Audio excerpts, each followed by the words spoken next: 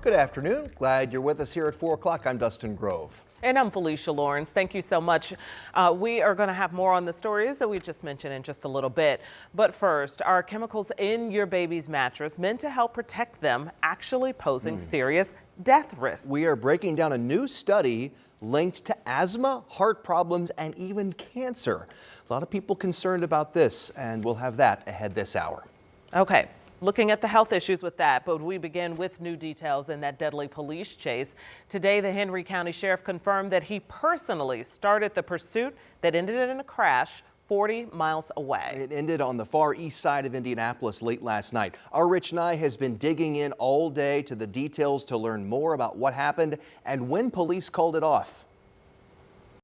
The incident ended with a maroon Dodge Durango crashing into two other cars at Washington Street and Midhofer Road about 9:40 Monday night. Investigators say the Durango was coming south on Midhofer, hit a Mustang in the intersection, then began to roll and rolled over the top of a BMW. 4 people were in the Durango. 33-year-old DeJuan Hampton was ejected and killed. Another person is in critical condition. 2 others had minor injuries. Investigators are not sure yet who was driving. The driver of the Mustang was taken to the hospital with non-life-threatening injuries, and the driver of the BMW was treated at the scene and released. Henry County Sheriff John Sproul says he initiated the pursuit after observing the Durango driving erratically in Newcastle. The chase continued westbound on I-70. In an email message, Sproles told me, "I did initiate the pursuit. However, I terminated the pursuit and terminated our Henry County units from the pursuit once I confirmed the suspect vehicle did not connect with Indiana State Police stop sticks at the 96-mile marker. The crash occurred more than 10 minutes after I had terminated the pursuit." State Police picked up the pursuit on I-70 in Indianapolis before the Durango exited at Post Road. This pursuit did take some time. I think it was about 35 to 40 minutes, maybe more. It spanned from Newcastle all the way to the east side of Indianapolis. It was between 9 and 10 o'clock in the evening. Traffic was relatively light, which was working on our side when it comes to the safety of the public.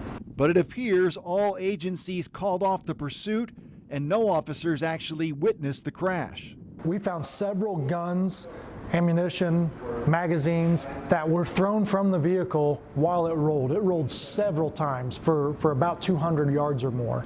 So far, no one has been arrested. In Indianapolis, Rich Nye, 13 News. And now an update to an investigation that we've been following. We now know that a Frankfort teacher has been officially charged in connection to having an inappropriate relationship with a student. Police say the student came forward after a cyber awareness presentation by police last week at Frankfort High School. The student reportedly told officers they had inappropriate conversations with teacher Drew Ackridge. Ackridge is now charged with dissemination of matter harmful to minors and attempt to commit possession of child pornography. After weeks of intense back and forth debate, Indiana's property tax overhaul bill is now heading to Governor Braun's desk. It took a marathon session late last night into the early morning hours today for lawmakers to get to that point. That's when Senate Bill number 1 was passed. It's expected to reduce the amount of property tax revenue that goes to multiple areas, including schools. It'll also require traditional public schools, school districts to share local referendum dollars with certain charter schools.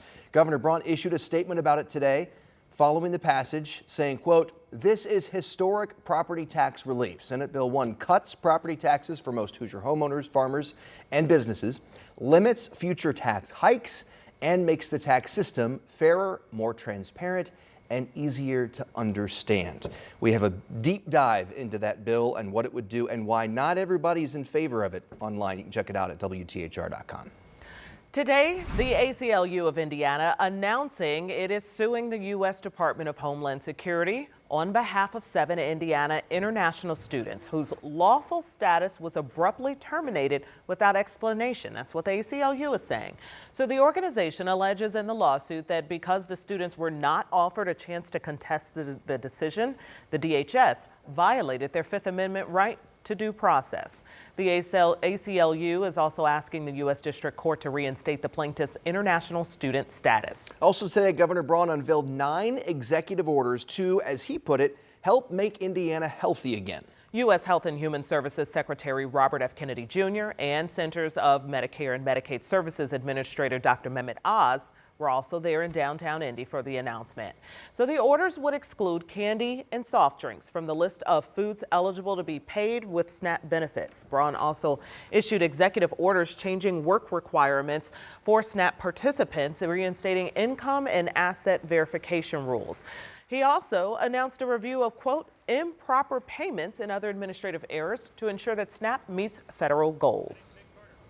Today, we are changing work requirements so that 2/3 of able-bodied SNAP recipients who don't work are put on a path to filling one of Indiana's 100,000 jobs. Trade groups representing beverage and candy makers criticized this effort, saying the changes narrowly target SNAP participants. All right, a big change there. We will continue to stay with that to see what the ripple effects will be. Let us turn to weather. A chilly, a gloomy Tuesday. Gotta keep. What was that? That's how chilly Wow, I and was gloomy gonna say, it is. She is still cold. Good thing you didn't put your coat away. You all didn't see me. I did the shake. Thank goodness it's not in the 20s. I don't know what we would get. My goodness. Yeah, it has been. And we knew it was coming here. The coldest yet to come, but the brightest also yet to come. Okay. Okay. Spring in Indiana. Spring in Indiana. Yeah. Yes. Let's show you some of that cloud cover across the state. And it really wasn't the clouds. It was that wind undercutting it. Boy, it had a little sting to it. We've got back into the lower 50s. Doesn't really feel that warm. I will tell you the cloud cover that you're seeing now will gradually break apart over the next 3 or 4 hours here. That blanket is going to be off of us tonight, and that's going to allow temperatures to bottom out. It's some frosty levels tomorrow morning. These are wind gusts at this hour, and as expected, they've been over 30 miles per hour at times here, so pretty blustery stuff. You can see we had a full deck of overcast that's now beginning to gradually break up a little bit from west to east. It's going to take a little time. You take the temperatures and compare them to what we had 24 hours ago.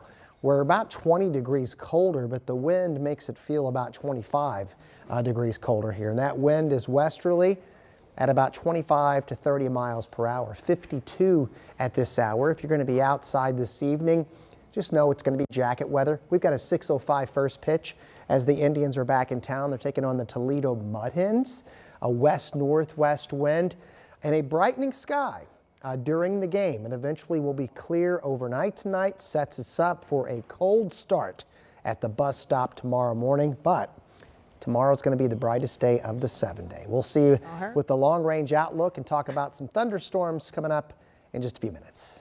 All right, let's talk about it, Sean. Thank you so much. And big heads up, if you are driving around Lawrence anytime soon, 56th Street will see some disruptions this month due to road work.